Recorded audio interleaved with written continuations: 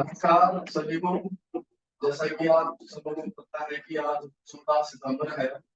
14 सितंबर 1949 में हिंदी को देवनागरी में संविधान भाषा के रूप में संविधान में अंगीकृत कर लिया गया था, स्वीकृत किया गया था।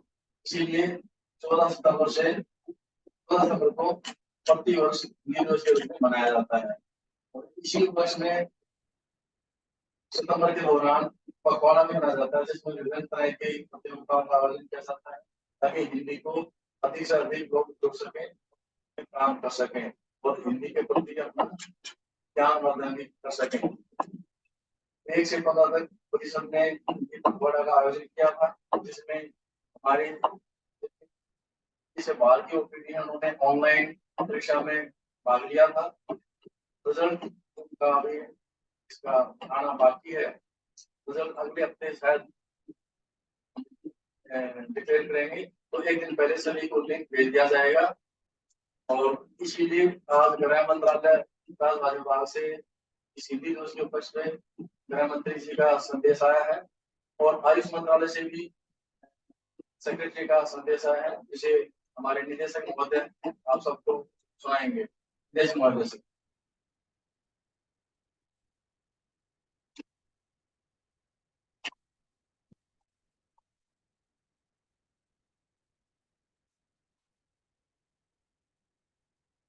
हिंदी दिवस के अवसर पर आप सबको नमस्कार।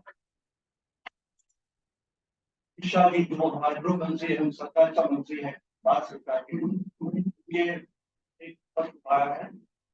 उन्होंने हिंदी के बारे में आज हिंदी दिवस संदेश भेजा है। मेरा देशवासी, आप सबको हिंदी दिवस की हार्दिक शुभकामनाएं। भारत भाषिक विविधता का देश रहा है। दुनिया के सबसे बड़े लोकतंत्र की भाषिक विविधता को एकता के सूत्र में मिलाने का नाम हिंदी है।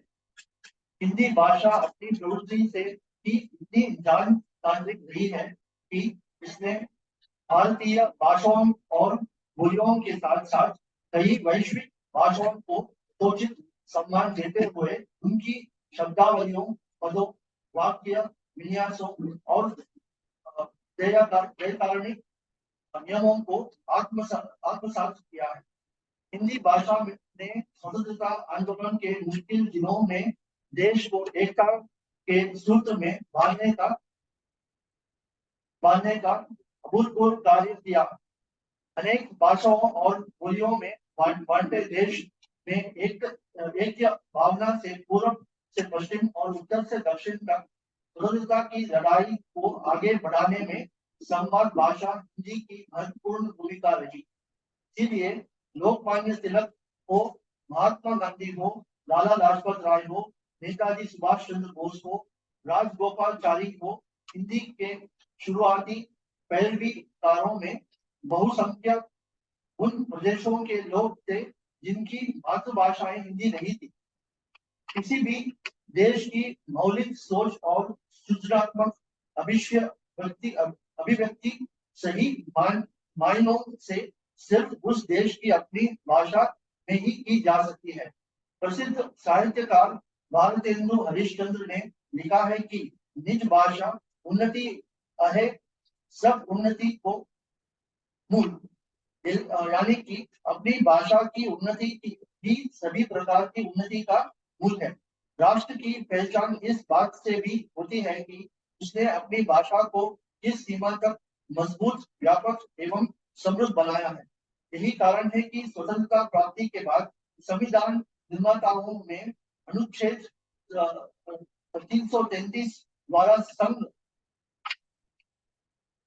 संघ की राजभाषा के रूप में हिंदी और लिपि के रूप में देवनागरी को अपनाया। माननीय प्रधानमंत्री श्री नरेंद्र मोदी जी ने के नेतृत्व में भारतीय भाषाओं को राष्ट्रीय से वैश्विक मंचों तक यथोचित सम्मान मिला है। हमारी सभी भारतीय भाषाएं और बोलियां हमारी सांस्कृतिक धरोहर है। अपनी भाषा से सुनी हुई अवांछनीय बातें भी बहुत बुरी नहीं लगती। कवि विद्यापति की शब्दावली में कहूँ तो देसिल बैना सब जन विठा, यानी देशी भाषा सभी जनों को मीठी लगती है। गृह मंत्रालय का राजभाषा विभाग निरंतर प्रयत्नशील है कि शहद सामान मीठी भारतीय भाषाओं को आधुनिक तकनीक के माध्यम से अत्याधुनिक और वैज्ञानिक प्रयोग के अनुकूल उपयोगी बनाया जा सके। सरकार और जनता के बीच भारतीय भाषाओं में संवाद स्थापित कर जन कल्याणकारी योजनाओं को प्रभावी तौर पर लागू किया जा सकता है। दुनिया का सबसे बड़ा लोकतंत्र जन जन तक उनकी ही भाषा में उनके हित की बात पहुंचकर आदर्श लोकतंत्र के निर्माण का सबसे अच्छा उदाहरण हो सकता है। राजभाषा विभाग ने इसी उद्देश्य से राजभाषा हिंदी के प्रयोग के सूचना प्रौद्योगिकी के माध्यम से सहज बनाने की दिशा में काम करते हुए स्मृति आधारित अनुवाद प्रणाली कंठस्थ का निर्माण और विकास किया है। फिजी में संपन्न विश्व हिंदी सम्मेलन में न्यूरल मशीन ट्रांसलेशन के साथ इसके नए वर्षन कंठस्थ 2 के मोबाइल ऐप का भी लोकार्पण भी किया गया है। राजभाषा विभाग की एक नई पहल हिंदी शब्द सिंधु शब्दकोश का निर्माण है। इस शब्दकोश में संविधान की 8वीं अनुसूची में अधिसूचित भारतीय भाषाओं के शब्दों के शामिल कर से निरंतर समृद्ध किया जा रहा है। साथ ही विभाग ने लीला हिंदी प्रवाह मोबाइल ऐप भी तैयार किया है, जिसे अपना कर विभिन्न भाषा भाषी 14 भारतीय भाषाओं के माध्यम से अपनी अपनी मातृभाषाओं से स्तरीय हिंदी निःशुल्क सीख सकते हैं। भाषा परिवर्तन का सिद्धांत यह कहता है कि भाषा जटिलता से सरलता की ओर जाती है। मेरे विचार से हिंदी के सरल और सुस्पष्ट शब्दों को कार्यालयी कामकाज में प्रयोग में लाना चाहिए। टिप्पणी पत्राचार में भ्रष्टाचार ईमेल विज्ञप्ति आदि के लिए आप आम बोलचाल के शब्दों में वह वाक्यों के प्रयोग से हिंदी के प्रयोग का चलन बढ़ेगा। हमारे लिए हिंदी का प्रश्न सिर्फ एक भाषा का प्रश्न नहीं, बल्कि राष्ट्रीय स्वाभिमान व सांस्कृतिक गौरव का विषय है। मुझे विश्वास है कि राजभाषा विभाग के उपरोक्त प्रयासों से सभी मातृभाषाओं को आत्मसात करते हुए लोक सम्मत भाषा हिंदी विज्ञान सम्मत व तकनीक सम्मत होकर संपन्न राजभाषा के रूप में स्थापित होगी। पुनश्च आप सबको हिंदी दिवस की अनंत शुभकामनाएं।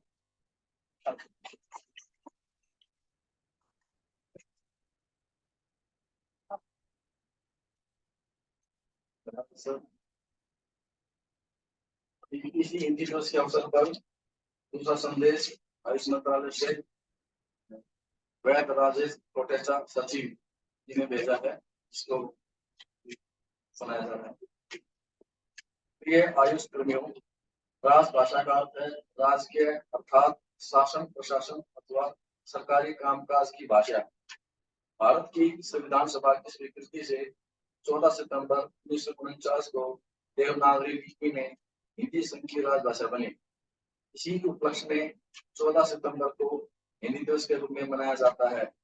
इस वर्ष आयुष मंत्रालय में 14 सितंबर 2023 से 29 सितंबर 2023 तक हिंदी पखवाड़ा मनाया जा रहा है। हम सभी अपने विचारों और भावों को व्यक्त करने के लिए भाषा का प्रयोग करते हैं। भाषा से न केवल विचारों का आदान प्रदान होता है, बल्कि यह देश की वाणी होती है। अपनी भाषा के बिना हमारा कोई अस्तित्व नहीं है। भारत एक विविध भाषी देश होते हुए भी हिंदी को इसकी राजभाषा होने का गौरव प्राप्त है। आजादी से पहले भी हिंदी जन आंदोलन की भाषा रही है। हिंदी भाषा देश के प्रत्येक नागरिक को एक सूत्र में बांधती है, इससे राष्ट्र की एकता, अखंडता और बंधुत्व की भावना को बल मिलता है। आत्मनिर्भर भारत का जो हमारा सपना है, वह अपनी हिंदी भाषा से निरंतर जुड़े रहने से ही साकार हो सकता है। आज हिंदी को विश्व में सर्वाधिक बोली जाने वाली दूसरी भाषा का दर्जा प्राप्त है।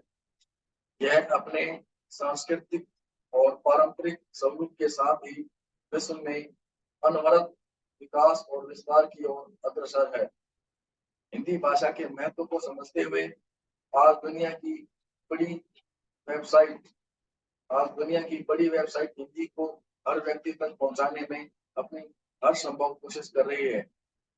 सोशल मीडिया और संचार माध्यमों में हिंदी का प्रयोग निरंतर बढ़ रहा है। इंटरनेट पर हिंदी में जानकारी उपलब्ध होने से देश के नागरिक, विशेषकर ग्रामीण जनता, स्वयं ही उत्साह से डिजिटल इंडिया से जुड़ रही है।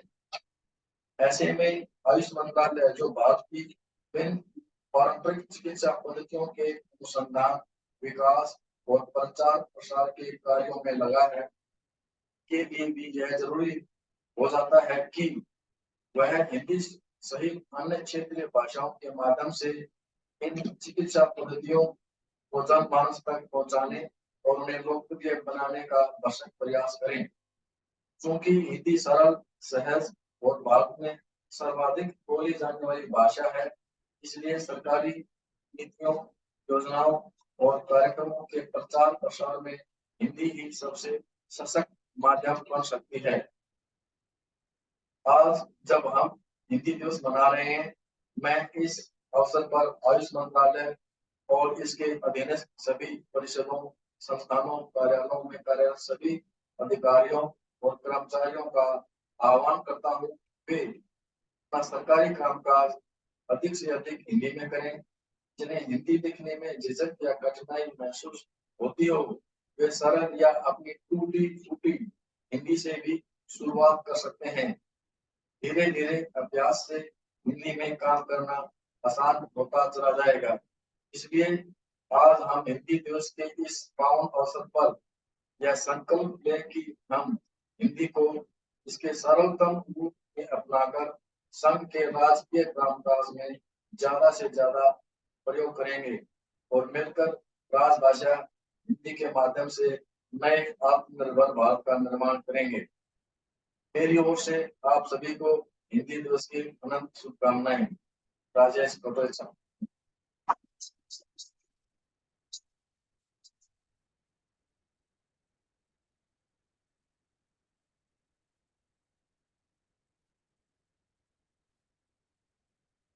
दोनों संदेशों में काफी कुछ हिंदी के बारे में बताया गया है। विशेष तौर से जो ये कहते हैं कि हमें हिंदी नहीं आती है या बहुत कम आती है, उनका झिझक दूर करने के लिए कोटेचा साहब ने स्वयं लिखा है कि अपनी टूटी फूटी सही लेकिन लिखना शुरू करें, शुरुआत करें। आप इस बात को बिल्कुल ऐसा महसूस ना करें कि मेरी अंग्रेजी या मेरी हिंदी को लिख दूंगा उस पर कुछ लोग हंसेंगे। और इसके लिए हमारे पूर्व में कई निदेशक आए हैं, उन्होंने भी अपना अनुभव हमसे साझा किया है। उन्होंने भी इस चीज को बेझिझक फूटी हिंदी के साथ ही शुरू किया और अच्छी हिंदी उन्होंने प्रयोग की। चाहे उसमें इससे पहले हमारे रेड्डी सर रहे, ईश्वराना सर रहे, और अभी हमारे सामने हमारे राघवेंद्र सर, तो जीते जी उदाहरण आप लोगों के सामने की कर्नाटक से होते हुए भी, क्षेत्र से होते हुए भी ये इतनी अच्छी हिंदी बोलते हैं कि वो काबिले तारीफ है और लिखते भी हैं और हमें भी प्रोत्साहित करते हैं। क्योंकि कई बार तो हमारे अंक है ना, वो सब हिंदी में ऐसे लिखते हैं, हमारे समझ में नहीं आते। मैं कहता हूँ सर इतना इतना हिंदी नहीं लिखना है, क्योंकि जो अंतरराष्ट्रीय रूप है अंकों का वो मान्य है संघ की राजभाषा में। और हमारे वादी सर कई बार बोलते हैं इस मामले में कि हमारी हिंदी ऐसी है, लेकिन वो बहुत अच्छा बोलते हैं, इसमें कोई दो राय नहीं है। और अब की बात उन्होंने जो है अंकन में भी अच्छा कार्य किया है और परीक्षा में भी अच्छा कार्य किया है, वो परिणाम पे पता लगेगा। लेकिन मैंने जो देखा है नहीं, मैंने जो प्रैक्टिकली देखा उसमें अच्छा कार्य किया है, उसमें अच्छा कार्य परिणाम परिणाम को मैं यहाँ नहीं कह सकता कि क्या परिणाम आया, क्योंकि इसमें सही गलत कितना है वो मैंने देखा नहीं। लेकिन हिंदी में काफी कुछ काम किया है, टूटा फूटा ही सही। तो मैं इनकी अपने हृदय से प्रशंसा करता हूँ। तो इस हिंदी के अवसर पर आप सब लोगों से मेरा अनुरोध है कि आप हिंदी में काम करने से न झिझकें, और हमारे निदेशक महोदय विशेष तौर से हिंदी में काम जो करेंगे या करने के लिए प्रोत्साहित करते रहते हैं और बड़े प्रसन्न रहते हैं। तो कभी भी ये मत सोचिए कि जो है हिंदी से मोटे के पास जाएगा तो वो क्या सोचेंगे मैंने क्या हिंदी लिख दिया है, इसलिए आप हिंदी लिखिए प्लीज। धन्यवाद सर। एक और अच्छी बात जो हो रहा है पिछले वर्ष की तुलना में इस वर्ष में जो नोटिंग हुई है इसी तरह से हुई है। बहुत सारे नोटिंग मुझे हिंदी में मिल रहा है आज। पहले तो केवल हिंदी सेक्शन का नोटिंग हिंदी में मिलता था, फिर बहुत सारे सेक्शन का बहुत सारे लोग हिंदी में। ये अच्छी बात है कि हमारा भी हक भी बढ़ेगा और क्वार्टरली रिपोर्ट जो आप भेजते हैं मिनिस्ट्री के लिए भी इसका भी हक बढ़ रहा है, का परसेंटेज का भी प्रोपोर्शन भी ज्यादा हो रहा है। ये अच्छी बात है कि थोड़ा कामकाज में भी ये साफ दिख रहा है कि तो आप इसको आप लगे रहिए इसमें, और आपको और कुछ वर्कशॉप कुछ ट्रेनिंग चाहिए तो आप संपर्क कीजिए वो लोग उसको अरेंज करें।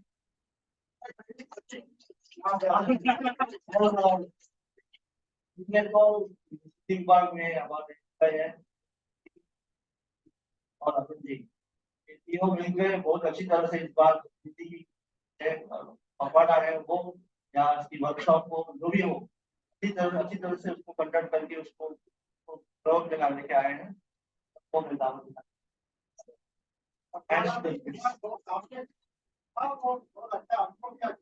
बढ़िया बढ़िया जो कामकाज में जो यूज करते हैं ना इस तरह का हिंदी की बेस्ट होना चाहिए ताकि उनकी भी कामकाज में हिंदी को लागू हो। Thank you